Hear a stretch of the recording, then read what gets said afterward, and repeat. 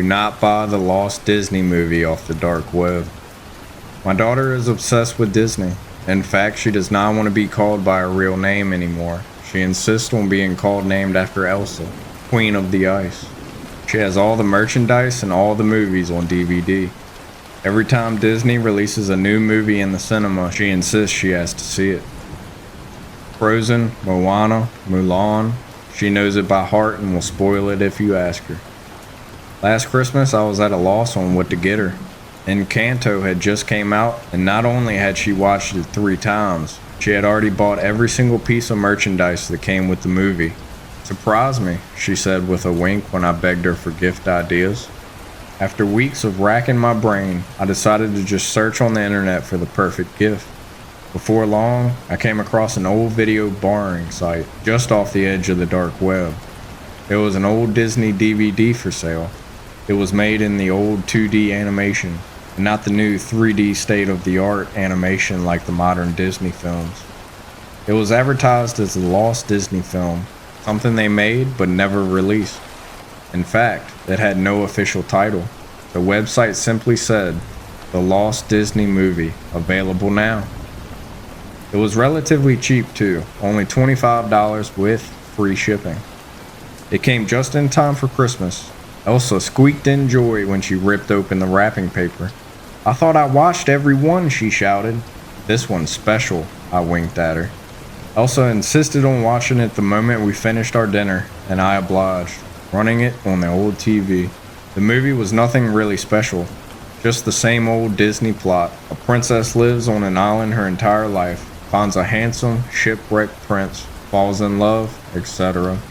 Honestly, it was the cheesiest thing I've ever came across. But Elsa loved it. She wanted to watch it again, and again. "It's bedtime, darling," I said at last, when the clock struck midnight. "No," she whined, her eyes still fixated on the screen. So I yanked the plug out of the television. Elsa still hadn't moved. Her eyes were still glued to the screen. I couldn't help but peek at the screen. My heart dropped to my stomach when I realized the movie was still playing. The characters were dancing and laughing across the island. "Elsa, it's time for bed, sweetie," I called out again, shakily. This was not normal. I reminded myself to call the electrician when Christmas was over. "Later," Elsa muttered without looking at me. The characters were still laughing on the screen. It was like they were laughing at me. The next morning, the movie was still on the TV. The long cord snaked across the room, the plug grinning at me. Elsa had not moved. Her jaw was slack and her eyes were red, and she was as still as a statue. "Elsa? Breakfast?" I said. Elsa did not respond. I stood in between her and my television set. "Elsa? Breakfast," I nearly shouted. A dribble of saliva ran down from her open mouth. Her pupils were dilated and her face was throbbing. It had only been one night, but it was as if she had not slept for many days. "Leave me alone," she gurgled sleepily. This was not normal.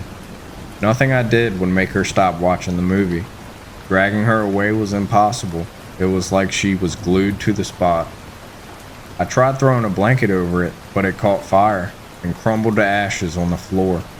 Finally, desperately, I tried to smash the TV, but the hammer simply bounced off the glass. I swung the hammer again, but this time the hammer crumbled into smithereens at my feet.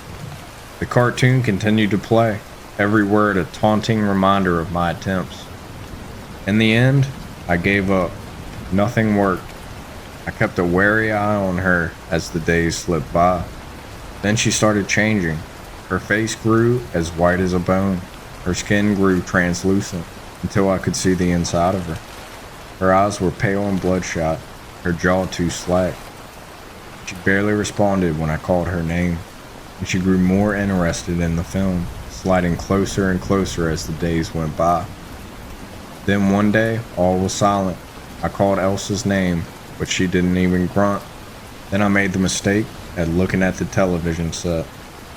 There she was, frolicking happily on the island with the characters. Blur of pixels on the screen. I screamed her name and banged on the screen, but it was like she couldn't hear me. Like she was there all along. I kind of regret buying the lost movie off the internet now, especially since I lost my daughter. Too good to be true, as the saying goes. How I wish I had heeded that warning.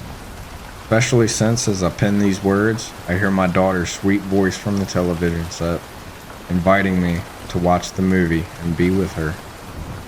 Frolicking on the island paradise, like the old days.